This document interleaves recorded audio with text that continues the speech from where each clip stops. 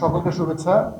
আপনারা জানেন যে জুলাই আগস্টের গণ অভ্যুত্থানের মধ্য দিয়ে 5 আগস্টে বিগত সরকারের পলায়নের পরে নতুন একটি প্রেক্ষাপট বাংলাদেশে তৈরি হয়েছে। অন্তর্বর্তীকালীন সরকার কার্যক্রম পরিচালনা করছে। অন্তর্বর্তীকালীন সরকার ঘোষণা করেছে তারা নির্বাচনী রোডম্যাপে অলরেডি ট্রেনে চলেছে এবং ভবিষ্যৎটা নির্বাচনের দিকে এগিয়ে যাচ্ছে।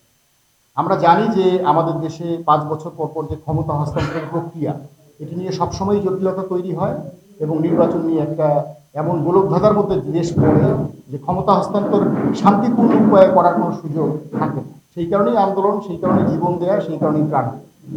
আমরা আজকে যে কারণে এখানে আপনাদের সামনে মিলিত হয়েছি, আপনারা জানেন যে বর্তমানের অন্তর্বর্তীকালীন সরকার 11টি সংস্কার কমিশন করেছে সংস্কারের লক্ষ্যে।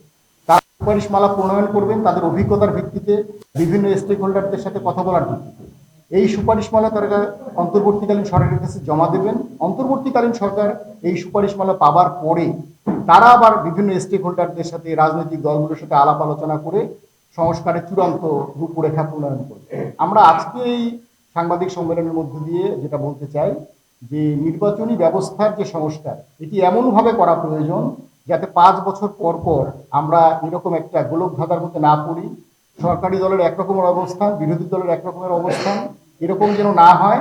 একটা সুষ্ঠু গণতান্ত্রিক প্রক্রিয়ার মধ্য দিয়ে ক্ষমতা হস্তান্তর প্রক্রিয়ার জন্য যে নির্বাচনী প্রক্রিয়া, যে নির্বাচনী ব্যবস্থা প্রয়োজন, সেই নির্বাচনী প্রক্রিয়া, সেই নির্বাচনী ব্যবস্থা তৈরির জন্য যে পরিমাণ সংস্কার প্রয়োজন, সেই সংস্কার এই অন্তর্বর্তীকালীন সরকার করবে। এবং সেই সংস্কারের জন্য সুজনের পক্ষ থেকে আমরা জন্মলগ্ন থেকে আমরা এই কাজগুলো করে যাচ্ছি।